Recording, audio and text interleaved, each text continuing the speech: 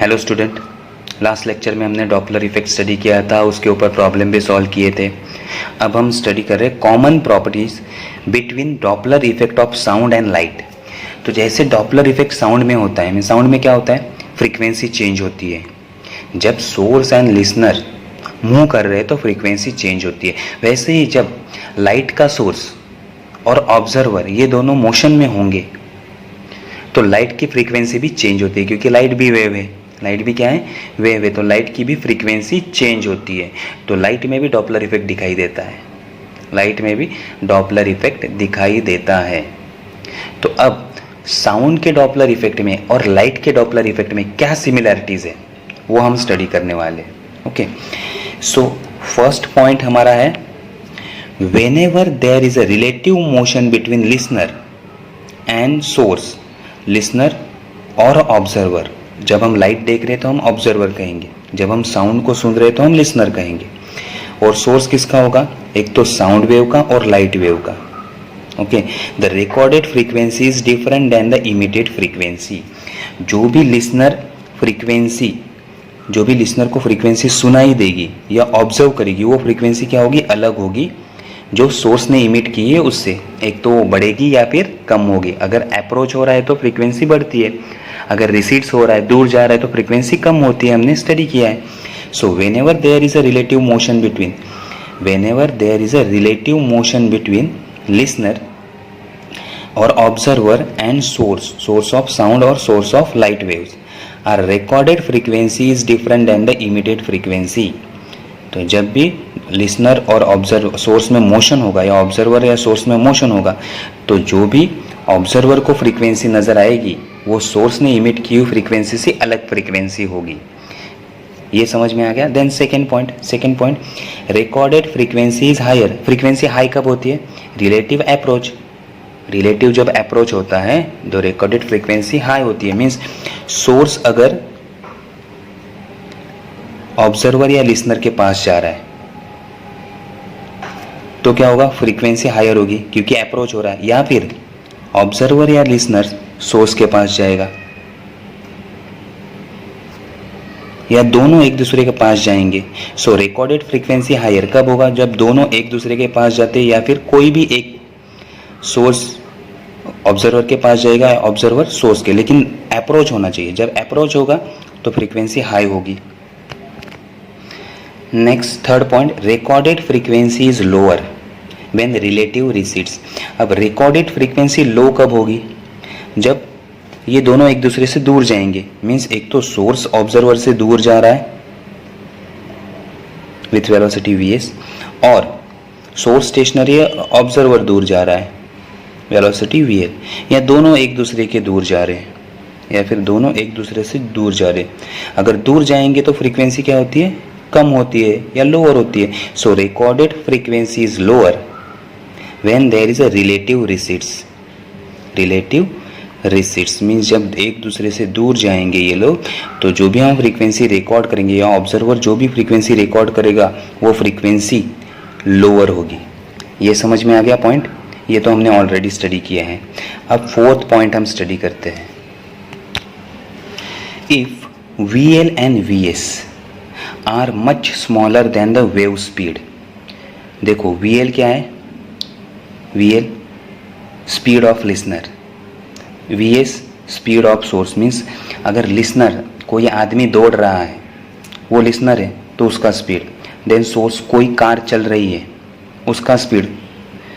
Then is much smaller than the speed of sound और light. Speed of sound means V, velocity. अगर हम siren बजा रहे हैं तो सायरन की जो, सायरन से जो साउंड आ रहा है उसकी वेलोसिटी, या हम हेडलाइट ग्लो कर रहे हैं कार का, तो कार से जो लाइट निकल रही है उसकी वेलोसिटी।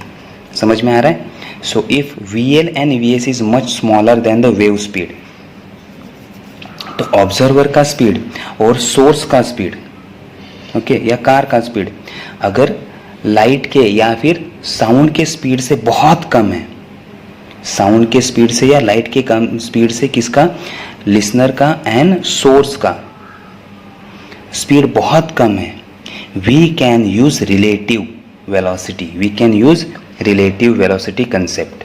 तो उस केस में हम रिलेटिव वेलोसिटी लेते हैं, इंडिविजुअल एक दूसरे की वेलोसिटी नहीं लेते, मीन्स वी एल नहीं लेते, वी एस नहीं लेते, उसके जगह हम क्या लेते हैं, रिलेटिव वेलोसिटी। अब रिलेटिव वेलोसिटी क्या होती है वो हम ज़रा स्टडी कर लेते हैं, ईजीली बता देता हूँ रिलेटिव वेलोसिटी क्या होती है। सपोज दो व्हीकल है, ओके, रोड पे, आप रोड पे गाड़ी चला रहा हूँ, एक आपके आगे एक बाइक है जिसका स्पीड है 40 किलोमीटर पर आवर और आप उसके पीछे 20 किलोमीटर पर आवर। तो एक गाड़ी 40 से आगे जा रही है, एक 20, तो ये गाड़ी कितने से आपके आगे जा रही है, 20 किलोमीटर पर आवर से आगे जा रही है। तो ये होगी दोनों में रिलेटिव वेलोसिटी। तो मैंने क्या किया, 40 माइनस 20, ये हो गया रिलेटिव वेलोसिटी। अब देखो, आप और आपका दोस्त बातें करते हुए सेम स्पीड से जा रहा है, इसका भी स्पीड कितना है, 10 किलोमीटर पर आवर और इसका भी 10 किलोमीटर पर आवर। अब दोनों में डिफरेंस कितना है, 0, तो 0 किलोमीटर पर आवर। ये हो गई रिलेटिव वेलोसिटी। ये क्या हो गई, रिलेटिव वेलोसिटी। समझ में आ रहा है रिलेटिव वेलोसिटी क्या होती है।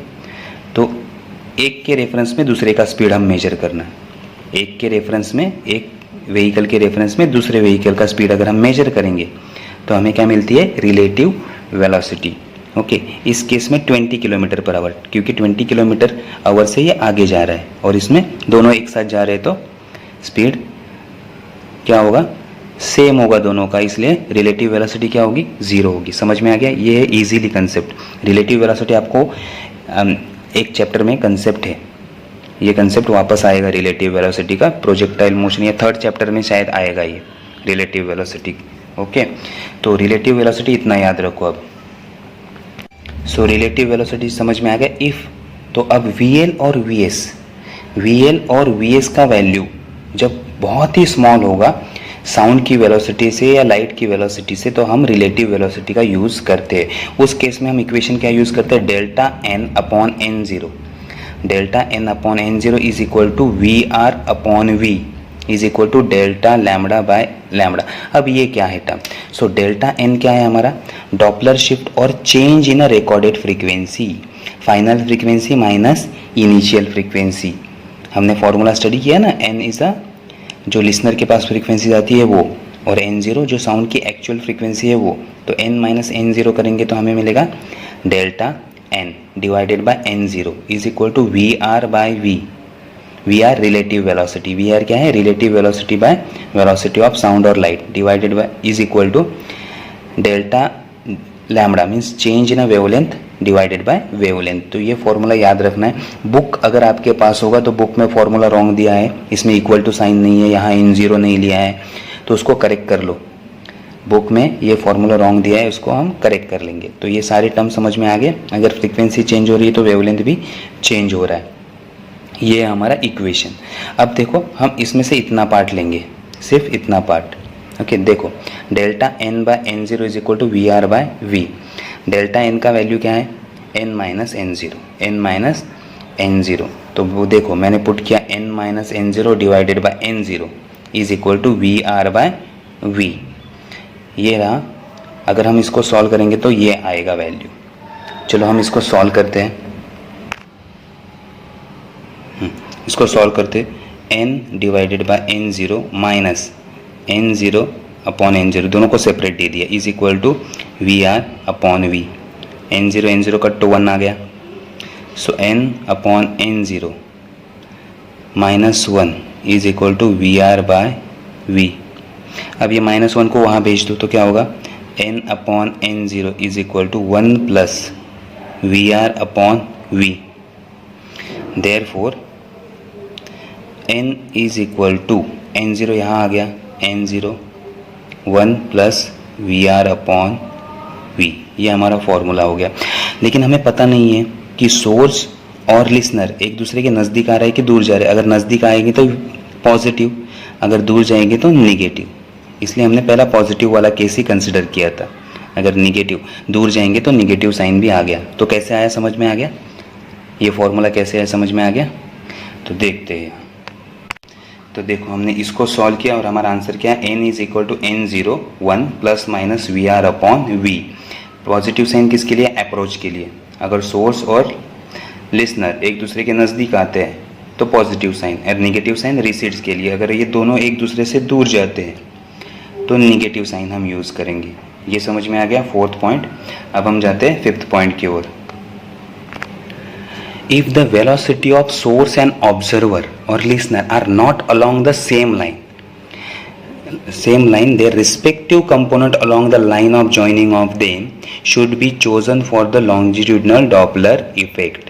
अब देखो, अगर सोर्स एंड ऑब्जर्वर दोनों एक ही लाइन में मूव नहीं कर रहे हैं, अलग अलग अपने डायरेक्शन में जा रहे हैं, उस केस में हम कैसे फाइंड करेंगे डॉपलर इफेक्ट। सपोज ये सोर्स है, ये जा रहा है यहाँ VS, ये हमारा लिसनर है, ये जा रहा है इस डायरेक्शन में VL। अब देखो एक यहाँ जा रहा है, एक यहाँ जा रहा है। अब डॉपलर इफेक्ट कैसे मेजर करेंगे, तो इस केस में हम क्या कहते हैं, जहाँ भी इनका लाइन ऑफ जॉइनिंग है उस डायरेक्शन में स्पीड क्या होगा। अगर इसको हम स्प्लिट करेंगे, वेक्टर जब आपका चैप्टर आएगा, वेक्टर चैप्टर में कंपोनेंट आपको आएंगे, क्या आएंगे, कंपोनेंट, तब आपको पता चलेगा। तो VS का एक पार्ट, VS यहाँ जा रही, तो VS का कितना पार्ट मुझे इस डायरेक्शन में सुनाई देता है वो मैं फाइंड करूँगा। अगर इसमें एंगल थीटा है तो हम कैसे फाइंड करेंगे, VS cos थीटा। ओके, और अगर L इस डायरेक्शन में जा रहे हैं, थीटा डैश डायरेक्शन में जा रहा है, तो ये हमारा कंपोनेंट होगा VL cos थीटा। ऐसे कंपोनेंट फाइंड करते। तो अब हमें ये दोनों वेलोसिटी मिल गई। यूजिंग दिस टू वेलोसिटी अब हम क्या करेंगे, हमारा डॉपलर इफेक्ट फाइंड आउट करेंगे। क्या फाइंड आउट करेंगे, Doppler effect using this condition. तो जब भी वेलोसिटी अलग अलग डायरेक्शन में होगी, सोर्स की और लिसनर की या ऑब्जर्वर की सेम डायरेक्शन में नहीं होंगी, तो हम क्या फाइंड करेंगे, उसके कंपोनेंट। क्या फाइंड करेंगे, उसके कंपोनेंट, दोनों के सेम डायरेक्शन में कंपोनेंट आने चाहिए। जब ये दोनों कंपोनेंट हम फाइंड कर लेंगे तो हमें लॉन्गिट्यूडनल डॉपलर इफेक्ट की वैल्यू हम फाइंड आउट कर सकते हैं। समझ में आ गया 5 पॉइंट। तो common property between Doppler effect of sound and light, तो साउंड और लाइट में ये 5 प्रॉपर्टी सेम होती है। ओके, बस इतना ही टॉपिक है। आपको डिटेल में आपको डॉपलर इफेक्ट ऑफ लाइट नहीं है, तो आप सिर्फ इतना ही स्टडी करो 11th के लिए। ओके, तो लेक्चर यहाँ स्टॉप करते हैं। Thank you.